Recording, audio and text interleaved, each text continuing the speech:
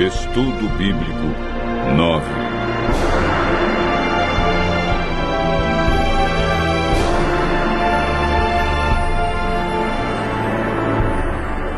A verdade sobre a morte.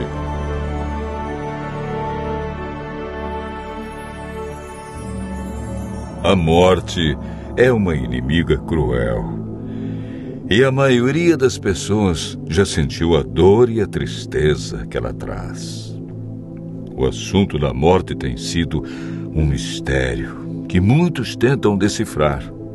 Muitos têm especulado sobre o estado dos mortos. Para onde eles vão? Existe consciência na morte?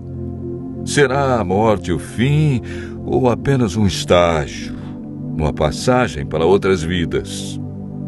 Hoje, no mundo cristão, há muitos ensinos sobre o estado do homem na morte.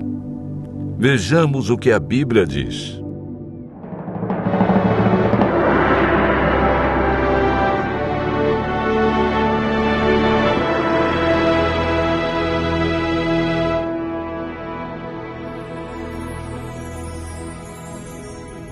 Antes de compreendermos o estado do homem na morte, precisamos entender a origem da vida.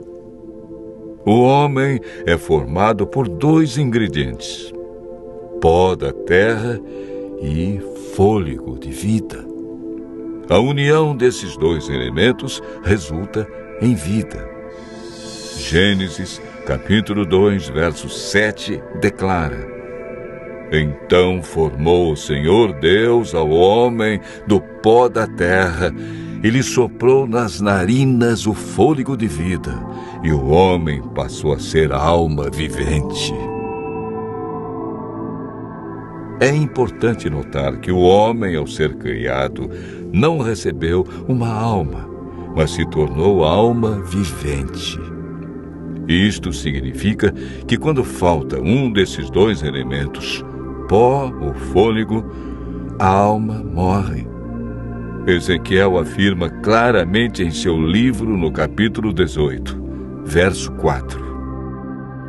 A alma que pecar, essa morrerá. O ensino da imortalidade da alma não tem fundamento bíblico. Paulo afirma em 1 Timóteo, capítulo 6, versos 15 e 16, que a imortalidade é um atributo exclusivo de Deus. A Bíblia é clara em afirmar em Gênesis capítulo 3, verso 4, que a teoria de vida após a morte é um dos enganos do inimigo de Deus. Essa ideia foi propagada ao longo dos séculos através de influências pagãs e introduzida no cristianismo durante a Idade Média. A Igreja absorveu o conceito grego de corpo e espírito como entidades separadas, contradizendo assim o que Deus disse: certamente morrerás. Gênesis capítulo 2, verso 17. Gênesis 3, verso 19 declara: porque tu és pó e ao pó tornarás. Eclesiastes 12, verso 7 diz que por ocasião da morte, o pó volte à terra como era e o espírito volte para Deus que o deu. O espírito que ele deu na criação foi o fôlego de vida.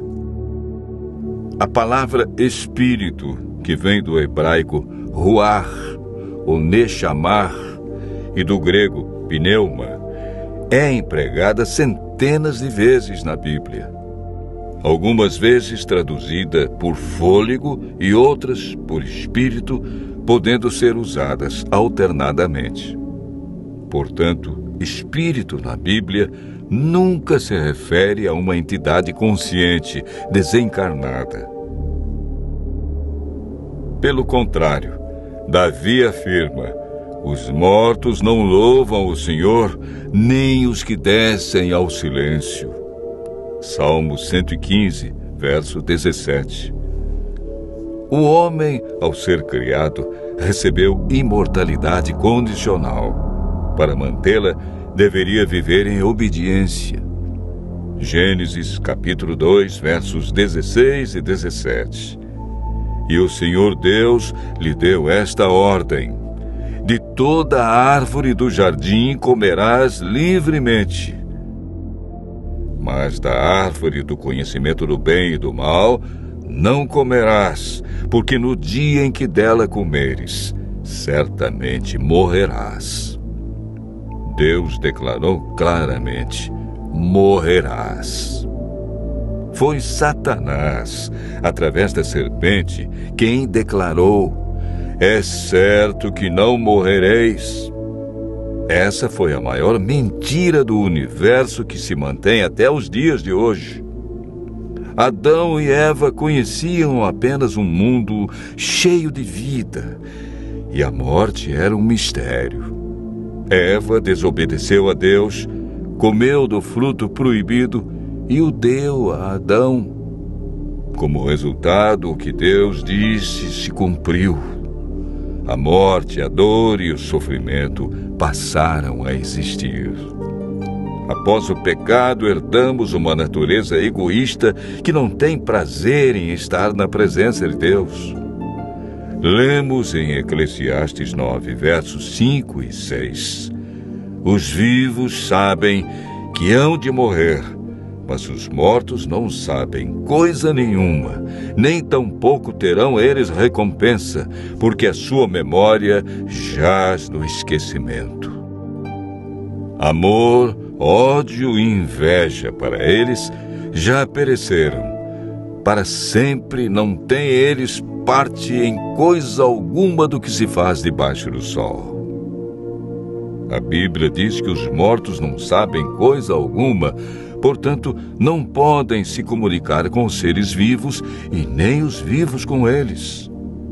A pessoa, quando morre, permanece na sepultura em um estado de inconsciência. Jesus considerou a morte como um sono. Antes de ressuscitar a Lázaro, afirmou: nosso amigo Lázaro adormeceu, mas vou despertá-lo.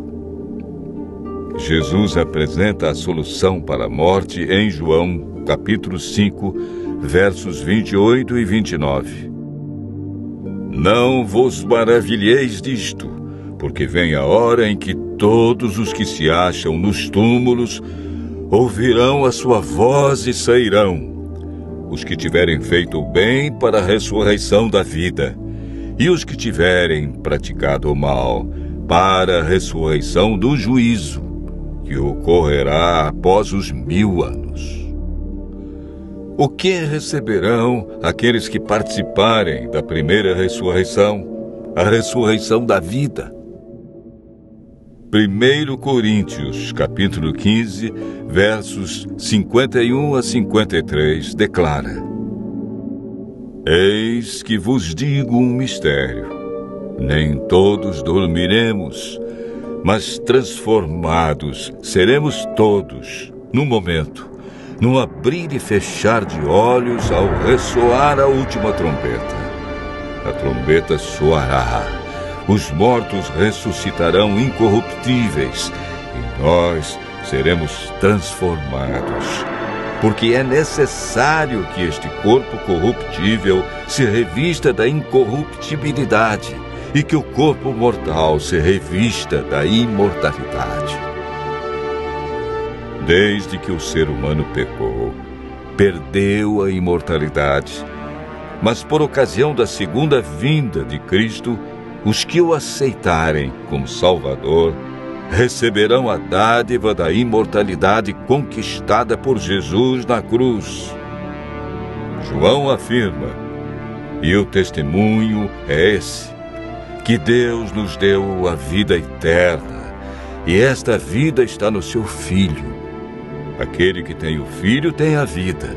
Aquele que não tem o Filho de Deus não tem a vida. Cristo promete que o vencedor de nenhum modo sofrerá o dano da segunda morte. Aqueles que aceitam a Cristo e a salvação que Ele traz experimentarão a alegria indescritível por ocasião de sua vinda.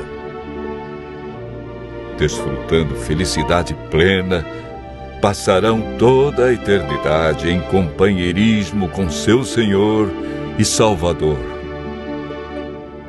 Continue ouvindo a voz de Deus e seguindo a sua palavra, e desfrute pela fé a esperança da imortalidade.